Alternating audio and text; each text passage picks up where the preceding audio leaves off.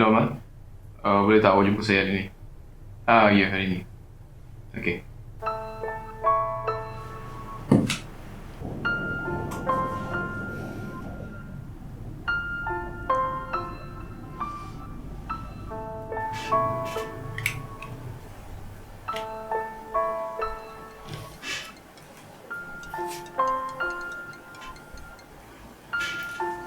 Cik. Saya punya duit rumah saya, mana you buat bayar? Ya tuan, minggu depan saya janji saya akan bayar. InsyaAllah. You buat bayar tau, you buat bayar. Saya buat.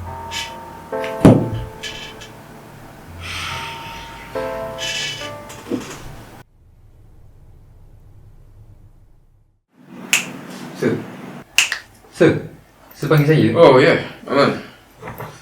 Saya nak cakap dengan awak pasal ni. Awak gagal subjek saya. Sekarang antara awak repeat sum ataupun awak gugur taraf. Gagal. Oh, gagal. Biasa tu, sir. Tak ada lah, benda ni dah biasa lah dengan saya. Tak ada apa lah. Tolonglah sir, tambah makan saya sir. Dia tak nak gagal sir, dia tak nak kena buang. Tolonglah saya sir. Minta tambah makan sikit je sir. Tolonglah sir, sikit je. Tak boleh, Amal. Tak boleh.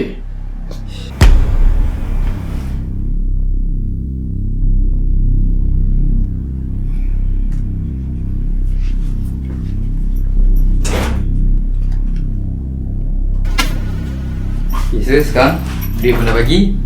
Rasa nak buat apa. Okay, bye. Bye.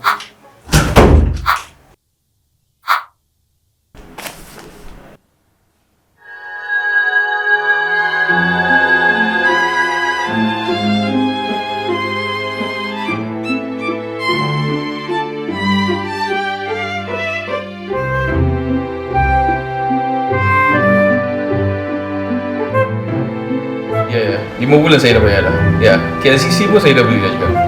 Okay.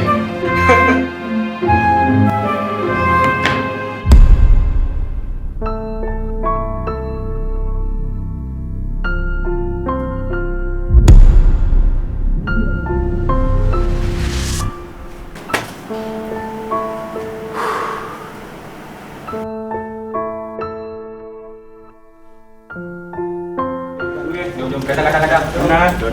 Nampak. Tak boleh pergi. Hari ni aku dapat result boy.